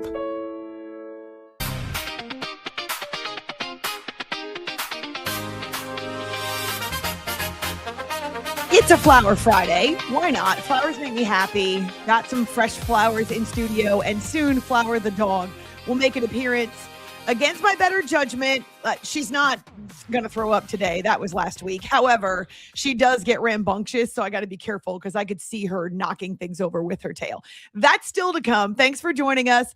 And I'm so excited to welcome, I should give you her credentials first because she's been covering the New England Patriots for a long time, multiple different outlets, now with Mass Live Sports. Karen Guregian, a columnist, an insider, and honestly, someone who knows the Patriots inside and out. But also, she's my birthday twin. Karen, I like to tell people that. We're birthday twins, and we've developed a fun friendship, too, over the years of collaborating on radio, as it were. So it's nice to see you. Oh, my gosh. I know. Look at you. Hey, congrats on the show. I love it. Thank you. Thank you so much. I feel like a fish out of water still. But when you started doing, because I've seen you on podcasts and that type of thing, when you started making that transition from writing and covering the Patriots to talking about them on camera and podcasts, how did you navigate it? I hated it, to be honest. That it was like there was a reason why I was like in print. I mean, it was much more comfortable for me that way. But you learn to come out of your shell a little bit. You learn to get rid of the shyness, and all of a sudden you become this personality. That's true. People know you in a different way. Yeah, exactly. But it did take a while. It was an adjustment for me. But I do think I got better at it as time wore on. Still not my favorite thing to do, but thanks for doing it then. That's amazing. Well, I love that. But this is where it's at now. It's sad, print media, newspapers are having a real tough time. Even digital now. I mean, everyone's kind of going to videos and video type deals to kind of bring the news or to get people to read what you're writing, it's like the vehicle to get people to read. But it's interesting, and you just try and adjust as you go along. Yes. Well, so this summer is 30 years in the business for me. So I feel like I had developed one way of approaching my job and the creativity and the theater of the mind.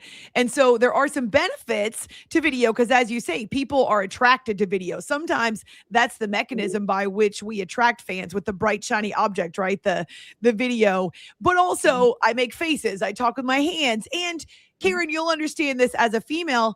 I spent 30 years in this business not focusing on what I look like because I wanted it to be more about what I know and my ability to connect and to entertain and to have a handle on the topics. And so here I am putting myself on video, but I try not to focus on it because I don't want that to be the most important thing. I still say in this business, it shouldn't matter what we look like. And yet that's just not the nature of the beast, right? Yeah. Well, what draws people in is what draws people in, Amy. That's true. I guess that's true. You hook them however you can. And if it's the video, then it's the video. Well, so what draws people in this time of the year is the football. And you can feel that buzz starting to grow. It's kind of funny because coming out of the World Cup, and I know there were games close to you too, but coming out of the World Cup, there was so much energy, a little bit of a quiet, and now boom, into our own football. And the Patriots had this incredible run to the Super Bowl a year ago. A lot of games that were tight, right? A lot of games in which maybe they go a different way, but so much of that makes up, a season. When they started training camp, how would you describe the approach or even the atmosphere coming off of their most recent Super Bowl appearance? Fan-wise or within the team-wise? Yeah, team-wise, yeah. Well, I think a lot of them have expressed, kind of unfinished business. You get to the Super Bowl, you lose. So they got a taste of it. And, they believe they're worthy to be there. And so they seem kind of hell-bent on getting back and changing the outcome. But the other part of it is, I think they're kind of privately fueled by doubters now, because people chalk up last year to their easy schedule and soft schedule and luck, and they got right. there by some miracle. And I think they think people are short, selling them short, and want to prove that. Now, to do that this year, they're going to have to go through a much tougher schedule, slate of opponents. Not as many cream puffs on the schedule this year. I do love cream puffs. Cream puffs, and they're playing like actual real quarterbacks as opposed to third and fourth. I mean, they've got some third and fourth stringers in there. So if they're going to prove they're for real, they're going to have to do it against a much tougher slate. What's the next step up or the next challenge for Drake May to be among the better quarterbacks in the NFL? Well, I think between Mike Vrabel, coach, and offensive coordinator Josh McDaniels, they want him to take a little more charge of the offense. I mean, last year he was learning like his third offense in 3 years. Right. And as many people know, McDaniel's offense is not for people like you and me. It's complex. It's pretty complex. But once you get it, you get it. And I think with Drake being in his second year in that offense, you can see he feels much more comfortable about what he's doing. He understands the offense better. But now they really want to give him more control and more latitude at the line. So and again, I'm not comparing him to Tom Brady, but the example is Tom Brady. When Tom Brady got to the line of scrimmage and looked out, he knew within a half second if the play that was called in his ear by Josh McDaniel was going to work or not. And in that next half second, he audibled to change the play to something else that he knew would work against whatever the defense was showing. Mm-hmm. So that's now the trick for Drake. Get to the line, look out there, know what the play call is. Will it work? Won't it work? If it doesn't, make that quick fix and that quick change. It's crazy. I still can't believe it. 21 new offensive coordinators in the NFL this year. Out of 32 teams, 21 of them have new offensive coordinators. And I know Mike Vrabel was new as the head coach last year. And so the Patriots were going through transition. But at least he and Josh have been part of the organization. Josh has been there what feels like forever with a couple of different side field trips. But that stability, just having a second year with your head coach and your offensive coordinator already puts you ahead of the game with 3/4 of the league. Yeah, trying to figure out what's going on with their respective offenses. Yeah. And again, it's not that they didn't get it last year, but it becomes more natural and more rote the more you do it, and the more you're in it. And the same goes for the players. Although, I mean, they do have 2 new receivers who are going to have to pick it up in a hurry. So that's kind of the challenge right now, right? Is the receiver core and how many do they keep?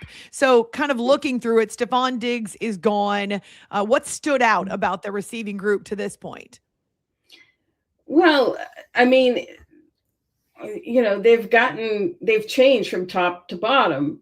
Basically now they have two players at the top, AJ Brown and Romeo Doubs, who weren't here, but everyone else is slotted lower but better. I mean, instead of Kayshon Boutte facing the other team's top corner now, if he's still with the team, he's going to see their third and fourth cornerbacks. And I mean, he had a pretty darn good season last year,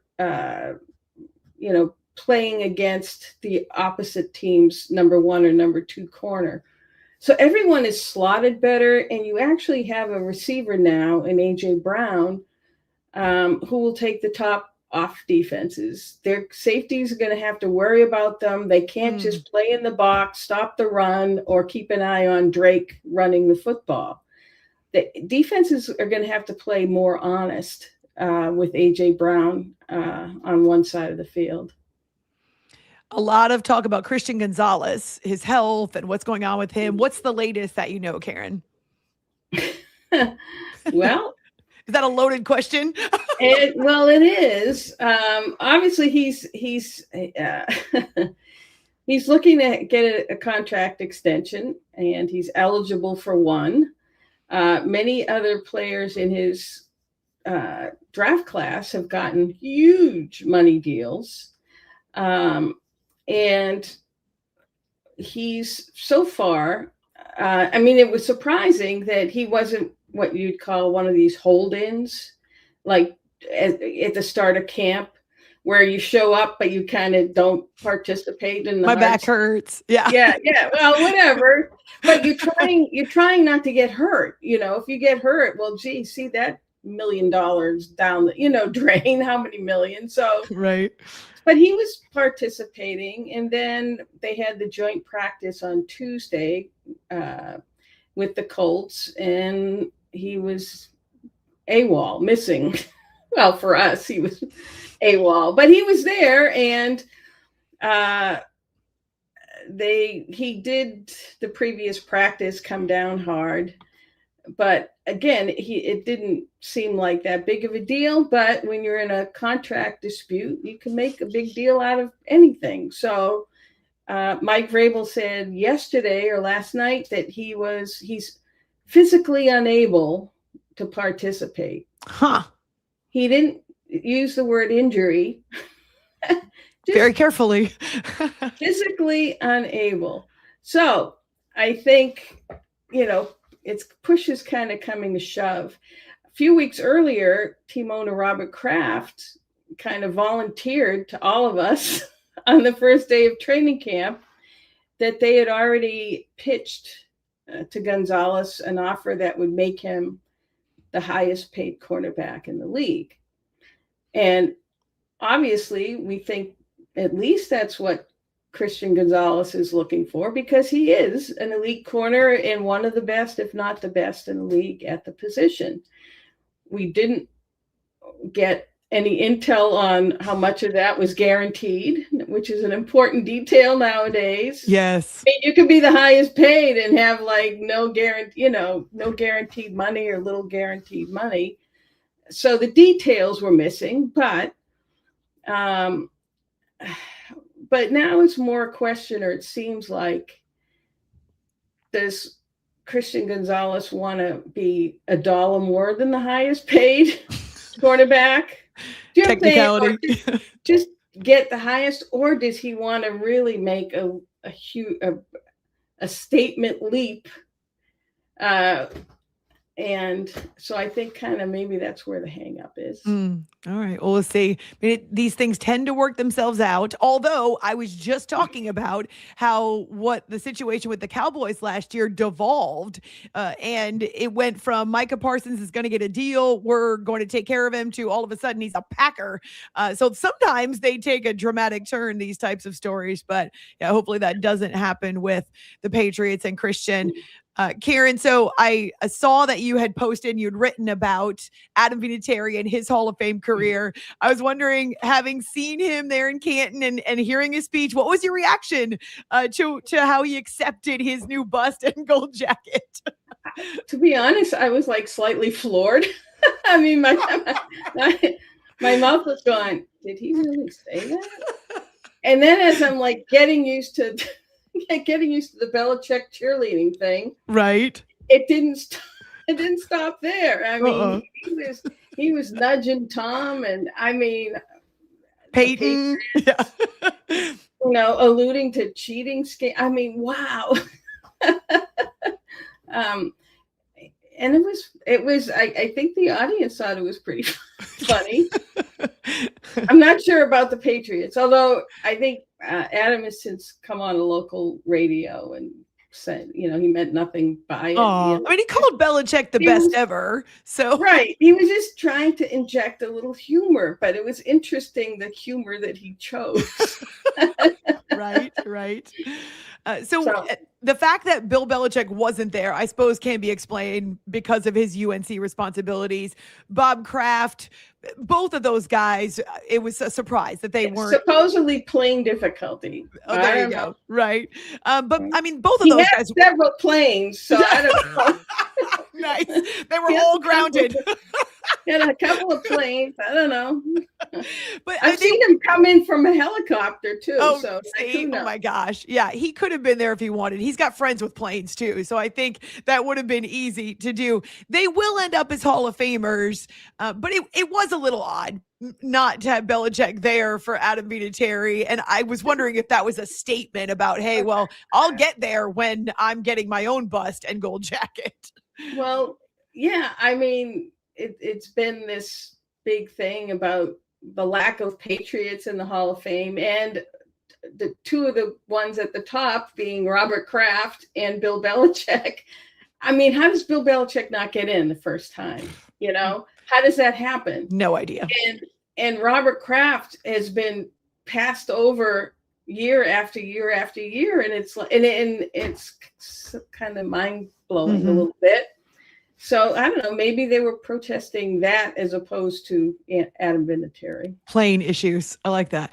Wait, so could you imagine just for a second? What does Brady have? 2 more years before he's eligible? Two? Yeah, I think Gronk is up next year. Yes. Could you imagine if Brady, Belichick, and Kraft all went in the same year? I don't even know it's possible now because of the stringent process and the limited numbers, but that would be pretty crazy. How's this? A few years ago when Gronkowski first retired, because he came back and added another Super Bowl to his resume. Yeah. I actually polled some Hall of Fame voters to see if I thought Gronk, the best tight end of all time, would be a first ballot guy. And it was mixed.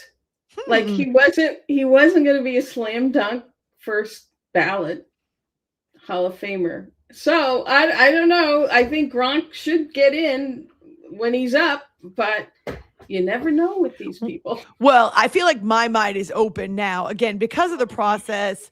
I would believe, I know a lot of the voters, as I'm sure you do too, and I would believe that they would operate in this process with integrity. But if Belichick doesn't get in on the first ballot, then I kind of feel like anybody else is fair game. Like we might see that with a lot of different guys that we think are first ballot guys. I think the process is flawed because usually they would be, if I'm not mistaken, they would get a slate with the names, and it's like yay or nay.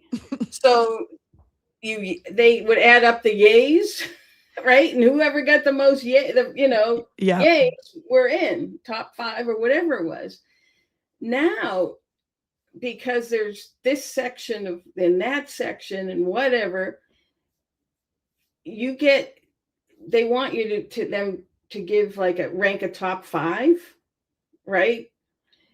And so some people thinking, oh, well, Belichick's going to get in. I want to try and help somebody else with their candidacy. So they drop Belichick down, assuming he's going to get in, but then he doesn't get the necessary votes, right? I mean, there's much more to the Belichick situation than that, but I think the voting, me personally, I think the voting process is flawed. I don't think the voters are necessarily flawed. I think how they handle the voting needs to change. For sure. So Karen, you've got we've got 3 weekends to go until the actual games that count kick off. Do you kind of feel like every year you get this, I don't know, your schedule's about to be consumed? I guess it already is, actually. Your schedule is run by the Patriots, but a little less freedom when the season starts. It's just a rat race. You kind of feel that as you get closer to September. I do. Now having been in you're in 30, I've been in 40 plus. Whoa, So, that's amazing. I'm so proud of you and impressed. That's a Hall of Fame career, Karen, right there. either that or someone who's absolutely nuts. I don't know. Well, you got to be a little nuts in this business, right? You have to be. Yeah. But you know, I obviously I wouldn't be still doing it if I didn't love it and enjoy it. And each year brings new. The beauty of the job is that no year is the same. Or not, I mean, again, did I think covering last year's team that I would be in anywhere near a Super Bowl? No. I mean, the Patriots are coming off back-to-back 4-win seasons. And I thought Mike Vrabel would give them a boost, but boost into the Super Bowl? No. I mean, so last year was pretty, for a writer, pretty exciting to write about the unexpected, you know? How many Super Bowls is that for you covering them now? Oh my God. Right? Exactly. See, you can't even count them on two hands I think anymore, at least a dozen, I think. Wow. That is amazing still. And I know it's a and I different go back, era, but still. I go back. I covered the Parcells Super Bowl too, way back. Was that 85, 86? Yeah. So I remember the squish the fish with the Miami Dolphins. That's what I remember about that in the AFC playoffs, right? And then it wasn't 9, it was 10, I think, during the Brady era. And then oh one my more. gosh. So there I am. I've got at least a dozen. No one has a resume like that, Karen. That is phenomenal. I'm, like I said, very impressed and also proud of you. And I love now that in this format, we can see each other. So thank you for doing this. I know you've got so much on your plate and the schedule soon is completely dictated by football, but I appreciate you making a few minutes. It's so great to see you. Great to see you too, Amy. Thanks for having me on. Absolutely. We'll do it again. Have a great weekend. You too. So the Patriots have already played because they play to a tie. They don't do extra time or overtime in preseason. Thank you, Lord. But they did play to a tie last night. And so for that reason, I don't know if they get a day off, but at least Karen's not covering a game this weekend. But yeah, it's a lot. And she's awesome. Just the wealth of knowledge and the resume that she has. And also the fact that I feel like I'm speaking to someone who understands, not only because we have the New England background, but understands what it's like to navigate being a female and being a rarer breed that lasts for decades in this business. Wow. And just like that, we're heading up to the top of the hour. I promised you flower and daisy. It's a flower Friday, not just the kind that grow on stems and bushes, but also the kind that bark. You know what? I don't know if I want her to bark because when she starts barking, I can't get her to stop. But I promise you will see the puppies to wrap up Flower Friday here on All In with Amy Lawrence, YouTube, and the Rogue Media Network.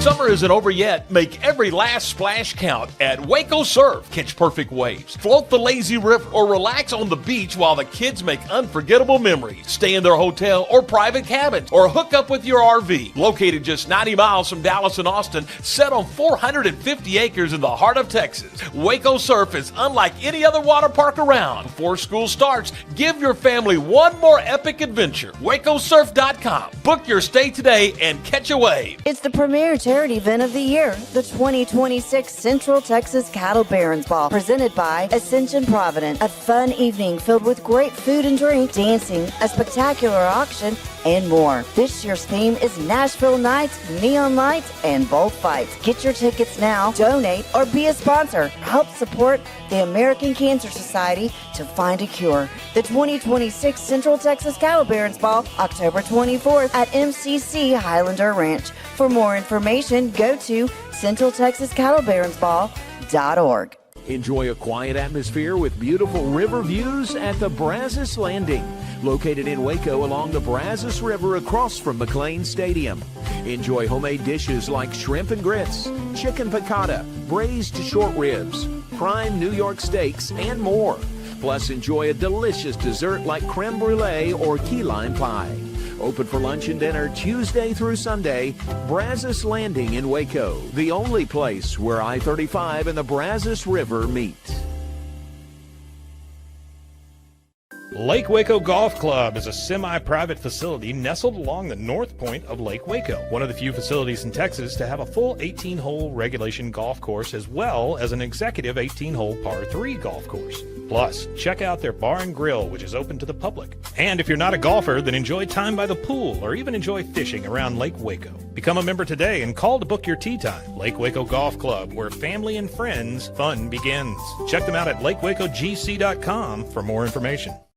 I know you're gonna love this Kodak Dot Plus printer. You guys just connect it to your smartphone and then you're gonna use the Kodak Photo Print app. It's going to print you a 4x6 photo. I am just in awe. I love how these turned out. Also, the printer comes with a free cartridge of 10 photo sheets. I can assure you, you are going to love this printer as much as my family has. You guys have to check it out for yourself. Farmhound's approach is a little different than a traditional treat company. We get to work with local farmers who are putting everything they can into regenerative farming. From the soil to the animals to the ecosystem. They care about how animals are raised and how we treat the earth. It's not just product, but it's part of that story. It's connected to just a whole lot more.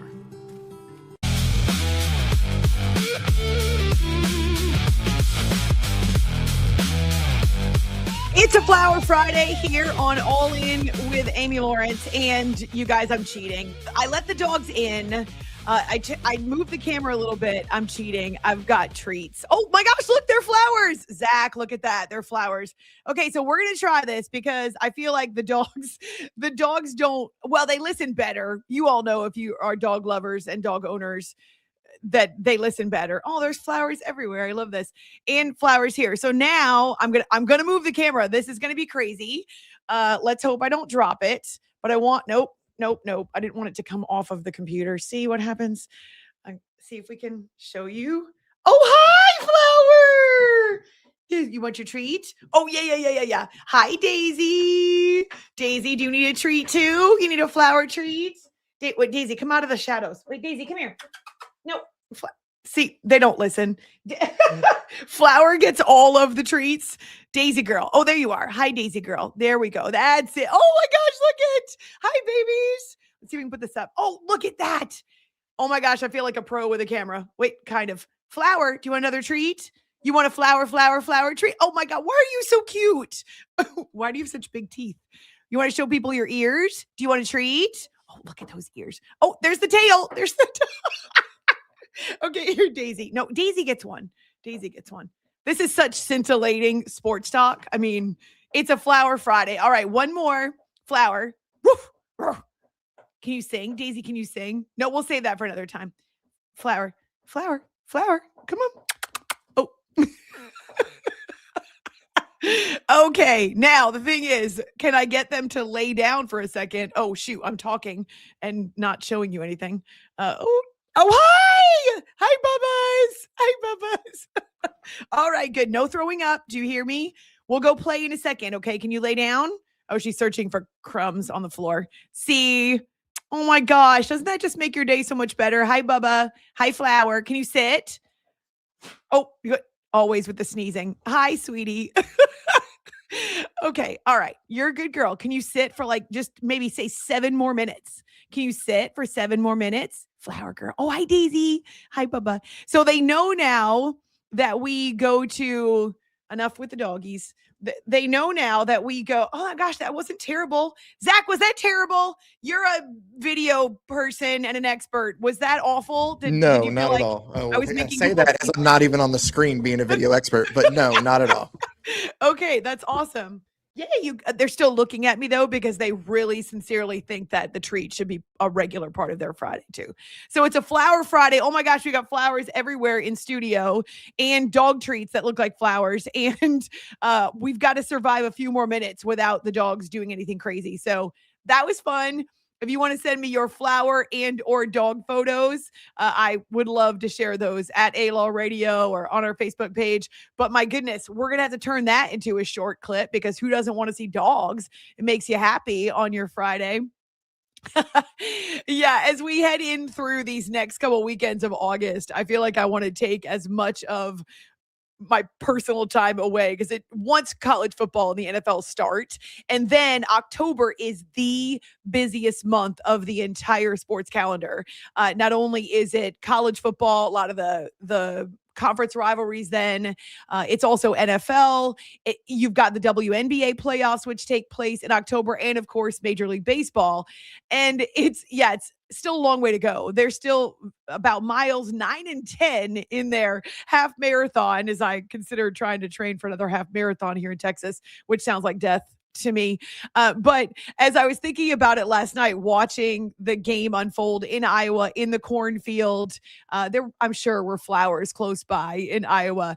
But not only watching the Hall of Famers emerge from the cornfield, but also seeing Kyle Schwarber take advantage of a different stadium dimension, right? Smack a couple of home runs. The Phillies end up winning this game, but it's a unique experience that they may not have again. And I love that it's not lost on Kyle Schwarber, that he appreciates the opportunity.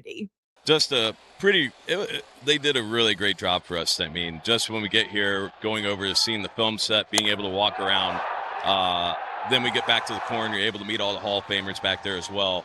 And then obviously the ceremony was great, and having that opportunity to be able to welcome out the Hall of Famers, that was pretty cool for me as well. Another bucket list item, but yeah, the game was awesome. We did unbelievable. I felt like our lineup from top to bottom did a really great job against a really good starting pitcher they have there in Bradley. How about that?